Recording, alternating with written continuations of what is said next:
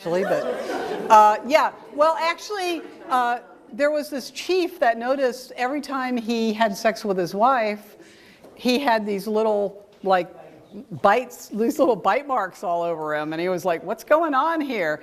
And so then he talked to his friends or whatever, and they go, "Well, we think your wife has eels," and he's like, "Well, what am I going to do? I mean, we can't do this." So they said, "Well, what we're going to get this bowl." They got this bowl filled with these tiny fish, and they have her sit on the bowl, and the eels come out to grab the fish, and they hook them. See, they're hooking the eels. That's how. A lot of these stories are pretty bawdy. This one is like the Romeo and Juliet story of Palau. It's the story of Suresh and Dalai, and what happened with this one was Suresh and Dalai loved each other so much. They were incredible lovers, but then unfortunately this powerful chief saw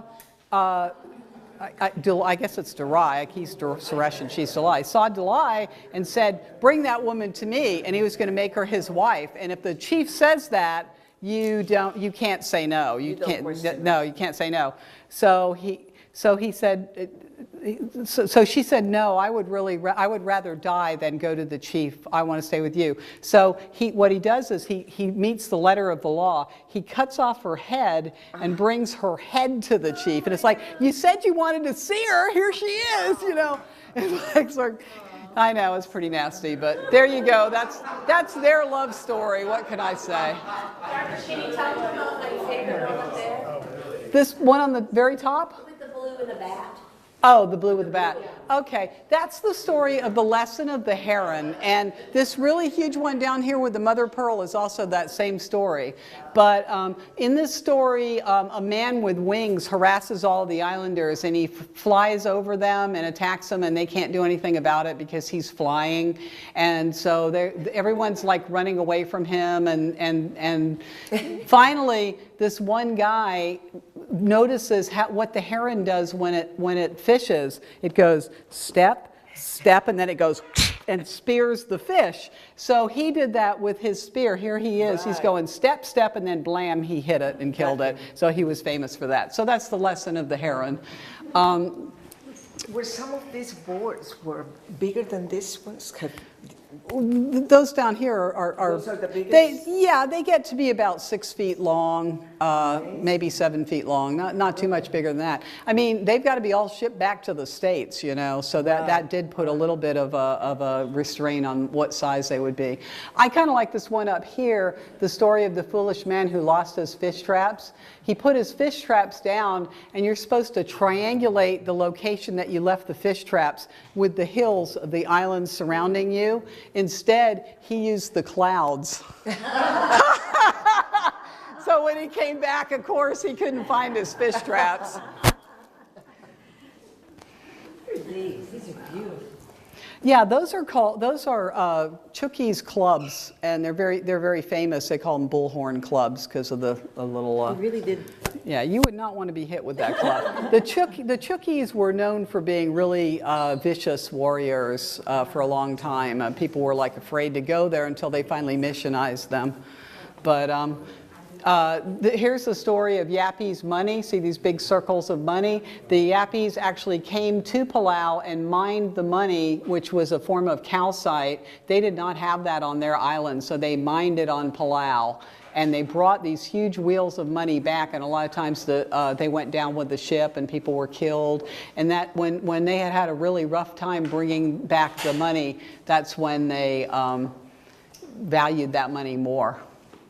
See, now here's another example of the story of in various sections of the coconut frond, pulling the coconut frond. See, there he is. The war party comes in, and it's in a series of stories from left to right. I mean, there's just a lot of different artists. Like these two are by Osik.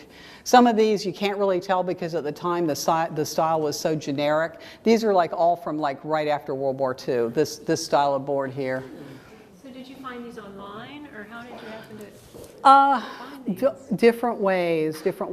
My friend Hera Ware Owen was there in the 50s, and she think she sold me about 4 boards, and then there was, You didn't go there to get them? they wouldn't be there, Oh, you know. oh, they'd be in different. No, different these were sizes. made in the past. These were made in the No, 1940s, so they're not making them like that anymore. Now, this one I got when I was there in 2004, and that's by the son of Nirabu. Nirabu is a very famous carver, and that's by Linus Nirabu, his son.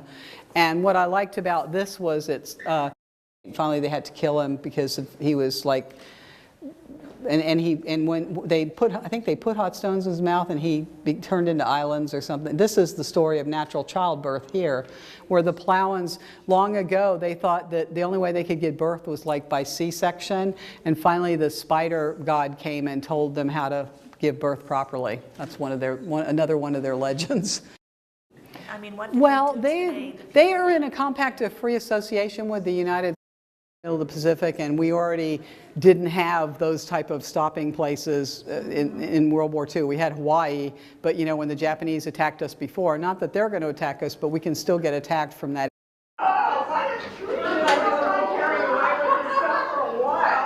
Yeah, that's the good thing. Right?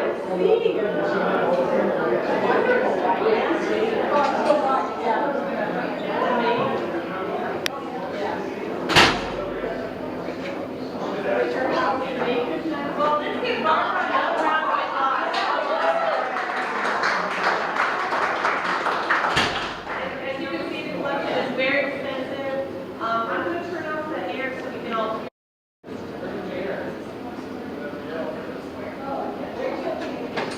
Oh, yeah.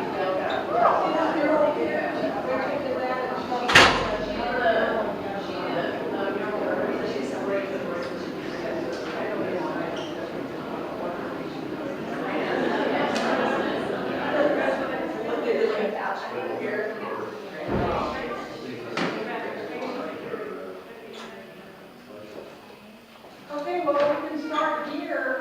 We can talk about some of the storyboard stories. Does anyone have a specific one? You know, so it's a politically complicated, but it's a really small island. Like Palau is like what is it, like 60,000 people or something? It's like a town. You know, it's right, Russ? And it's not, what's the population of Palau, would you say? 60,000? I'm not sure how many are left since I left. Yeah, they're all gone now, Russ. You know, but anyway, yeah. So that's well, okay. That You have to say it now. well, that one, another version of the same story. Let me see if I can see it. If there's another version of it. Basically, this woman was swimming. You know, this guy raped me, and her husband goes, well, what did he look like? He was ready to go, you know, take care of business and get rid of this guy.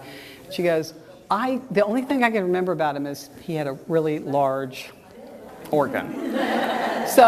So he goes, all right, I know how I'm going to do this. So he got a aphrodisiac, and he had all the guys in the village drank this aphrodisiac. So then he was able to compare, and so he caught the guy just as he was going back to see his wife again.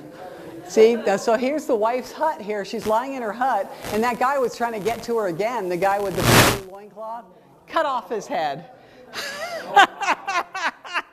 They have the... And it would be a specific person. They would go into the village, and they would all be sleeping in the bay, and it would be like a preemptive strike of this one person. So they went into the bay, this group of people from another village, because they're always fighting with each other, grabbed this guy, and they had him tied in the bottom. And I have a better version, but unfortunately it didn't make the. Do have dugongs. So anyway, all these low-lying branches, and the rowers were looking and watching and everything. Well, this guy got loose from his bonds, and unbeknownst